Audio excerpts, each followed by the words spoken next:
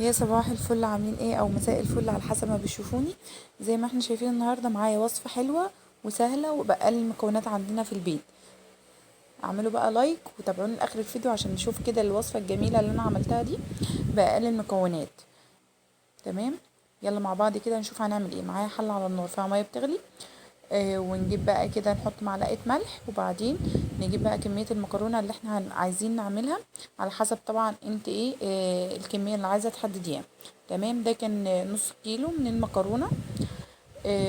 وخليتهم بقى لحد ايه ما يستووا. نجيب هنا بقى تاني حاجه في درك الخلاط، هنجيب بقى 4 5 طماطمات كده، وبصلتين مقطعين، ونص قرن شطه. ونجيب بقى التوابل بتاعتنا: ملح وفلفل اسود وبهارات فراخ و7 بهارات وبابريكا، كل حاجة نص معلقة نص معلقة. تمام، وهنحط ده كله في الخلاط وهنضربه كده.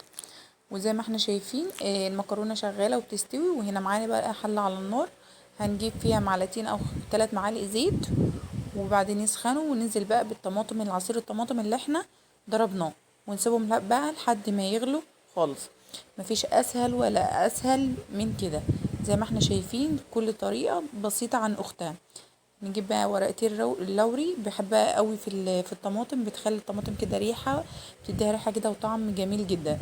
هنجيب بقى هنا تالت خطوة، هنجيب طاسة على النار فيها حبة من الزيت، وننزل بقى بمكعبات صدور الفراخ. لو عندك صدر فرخة هتعملي بيها الوصفة وهتوفري جدا جدا، وهتعملي عشوة زي الفل.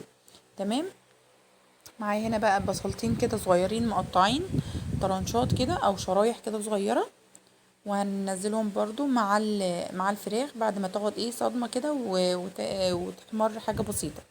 تمام، زي ما انتوا شايفين كده نجيب بقى قرن كده من الشطة، ناخد منه حبة صغيرين بس عشان ايه اللي ما بيحبش الحاجة ايه حراقة قوي، عشان برضو في اطفال وكده فما بحبش احرق.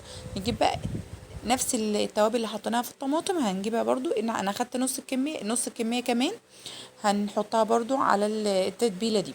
نجيب بقى طماطمتين كده 3 طماطمات صغيرين مقطعتين، مقطعاهم كده مكعبات صغيرة، او طماطمتين، ونحطهم ننزل بيهم نسيبهم دقيقتين على النار وبعدين نقفل عليهم. تعالوا بقى نشوف هنعمل ازاي. هنعمل صينية جميلة وحلوة. معايا هنا الطماطم المكرونة اللي احنا سلقناها، ننزل بقى الطماطم اللي احنا سبكناها كده، وبعدين ناخدها وناخد نص الكمية ونحطها في الصينية.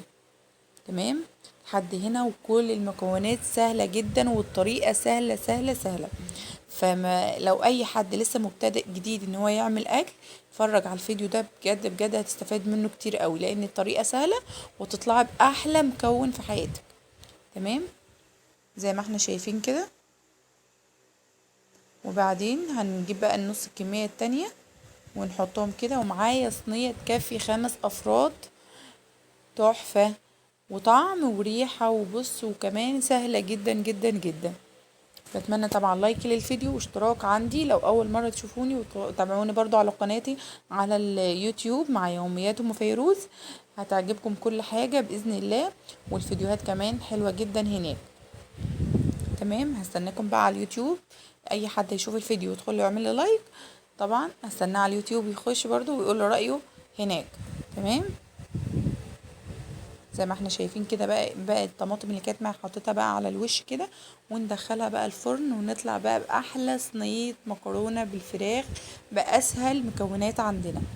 تمام، بتمنى الفيديو يعجبكم ويكون استفدتوا منه باي حاجه، واستنوني في فيديو تاني ان شاء الله. مع السلامه.